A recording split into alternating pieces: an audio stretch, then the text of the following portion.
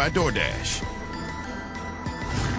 Gotta love Santa Perk. Welcome to NBA Countdown alongside Stephen A. Smith, Michael Wilbon, Kendrick Perkins. I'm Malika Andrews. We hope you all are enjoying your holiday with some family, some friends, and some good hoops. Jalen Brunson lit up Madison Square Garden. Then Jamal Murray and Nikola Jokic overpowered the Golden State Warriors. Next up, we have the Sixers in Miami to take on the Heat. But we start our show with a rivalry renewed just across the street. And Stephen A., you said that if Kristaps Porzingis played in this one, you were going with them. Well, they started out hot from three. Jaylen Brown gets this one to go. Well, Jaylen Brown, that was a big-time shot by him. Overall, this is what Boston's going to do. They're going to launch threes, and if they make them, nobody has a chance. LeBron James, little backdoor cut there. Can't to go.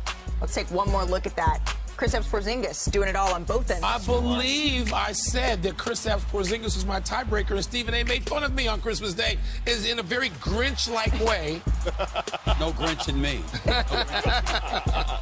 All right, well, since there's no Grinch in you, Stephen A. Smith, what did you learn about the Celtics in this Christmas Day? Well, I just think that they're the best team in basketball. I don't care what anybody says. I mean, when you look at the Denver Nuggets, they're the reigning defending NBA champions. I would say they were very lucky they ran into the Miami Heat in the NBA Finals because Boston didn't handle their business. Remember, Jason Tatum got hurt, one of the first offensive plays in that Game 7 Eastern Conference Finals game. But look at Boston right now, the acquisition of Kristaps Porzingis, a 7-3 shot blocker who can step away from the basket and hit threes. He had 28 and 11 this afternoon against the Los Angeles Lakers. Give credit where credit's due. See what he is. Jason Tatum had his 25 points. No matter how great LeBron James has been, he wasn't the biggest star on the floor today. Even with Anthony Davis dropping 40 and 13. It wasn't enough. But the question is, Kendrick Perkins, you have been a skeptic. You have been hesitant. You have been waiting to fully jump in on the Celtics. Are you in? Yeah, is it a Christmas miracle? Yeah, I jumped off the porch today. Well, this weekend. I mean, they came in L.A. and did a clean sweep in great fashion. First, it was the Clippers, and I don't give a damn if people talking about it. They didn't have Kawhi. They still would have smacked the Clippers, and they did that to the Lakers. Here's what I'm looking at. I'm looking at this lineup when they start, quote-unquote, small with Porzingis at the 5. They're really not small because they got great rebounding guards. Jason Tatum and Jaylen Brown's going to hit the glass. Drew Holiday had 7 boards tonight, right? And then when I think about what they do, they're going to push the pace. They're going to attack downhill, and they're going to look for those threes, and they're going to keep shooting them. And they got guys that can actually knock them down. Derek White has been unbelievable. We talk about one of the most underrated players in the game today. Yeah. Like, he could really be a second option on a really good team. If we go just compare rosters, I'm not going to disagree with the word you guys said about Boston and what they've gotten, how complete they are with size and versatility and defending and three-point obsession, which you and I are a little annoyed with, but it seems to be working for the most part. But I'm old school. The champs are the champs. They played a pretty hot Warriors team today that played pretty well. I know Klay did not have the shooting game that we've been used to. 3 of 12, 9 points. Right. But you know what? When you have Jamal Murray playing like that, with the bounce in his step that he had 3-4 years ago, they still the champs, Stephen A. Here's my only pushback when it comes down to Denver, and I said this. If Denver get home court throughout the playoffs, then they're dangerous. But if they don't, and the Celtics get the home court, it's a problem. We're going to be talking about the Nuggets a little bit more later in the show. In the meantime, Tyler Hero and the Miami Heat getting ready for offense, which we're going to get to in a few moments. And when you look at their combination of Brown and Tatum and Holiday and White, that's the best perimeter defense and offense in the league. You add in Porzingis and what he's been able to do with this team. Their bench, guys like Al Horford still there, that veteran presence. This is a good Boston team. And, James, they beat you, right? They turned your 12 turnovers into 19 points. They had over 20 fast break points. They hit 13 threes. They just can get you from a lot of different ways. And they did that. Got to give them credit. Yeah, as much as I hate to admit it, and, you know, I've had to admit maybe once in the 80s that the Celtics are a really good team. They've done what a lot of NBA teams are trying to do. They figured it out.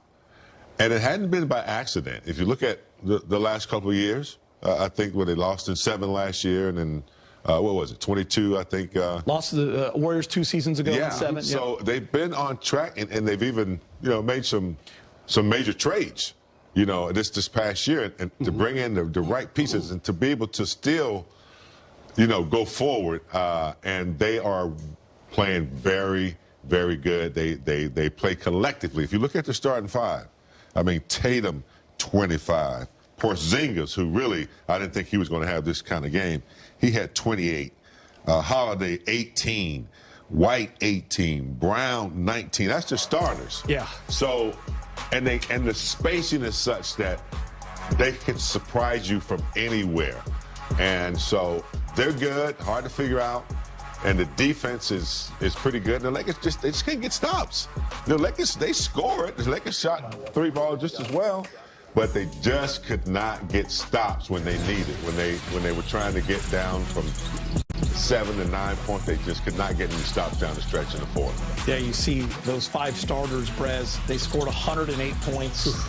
They shot 53% from the field, and they all had at least 18 points. Then you throw in Porzingis at 28 and Tatum at 25. And let's be honest, big-time upgrades. And Marcus Smart's a great competitor. But you get Drew Holiday and then you add Porzingis. The Celtics have upgraded to an already great team. But the starters, fantastic tonight. Yeah, this started back in June. Okay, the Celtics said, all right, this isn't working for us. We have to do something.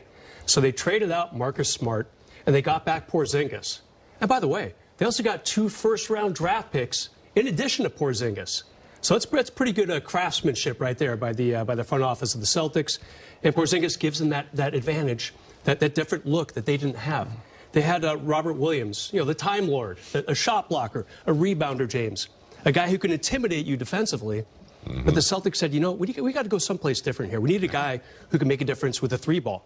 Porzingis hit a couple threes today. Like you said, he close to 30 points, finished with 28 points today. He gives them that dimension. When healthy, it's been an issue for him over the past. He gives them that extra dimension. That's mainly even why they won today. Yeah, I think Brez hit it on the head. I mean, Marcus Smart, great player, but you add Drew Holiday, a champion, more length. I mean, you see sequences where Drew Holiday is able to guard AD. Right? He has that length. He has that ability. He's also going to score when needed. Yeah. And he's not even counted on scoring, but he'll give you 18.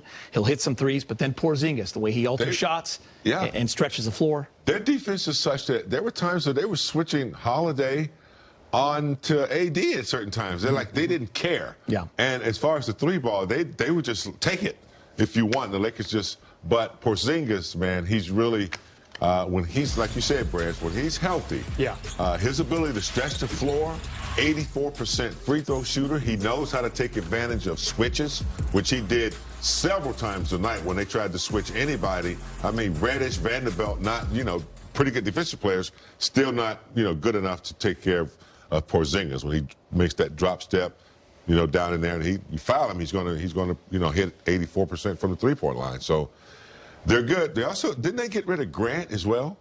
Get rid of a couple guys. Yeah. So I mean, to be able to get rid of players and to still be able to, stay above water, it's been impressive. I hate to say it, no cigar for me tonight. They got rid of pieces that fit pretty well and did a good job for them for upgrade pieces, which is hard to do. They blew it up. They said it's not working. What more can we do? And they found it. And Geet, by the way, something the Lakers can tuck away for when they face Boston again later in the regular season. Who knows? Maybe way down the road. We'll have to see. A lot has to happen for the Lakers to get to that level right now. AD had an amazing night. Yeah.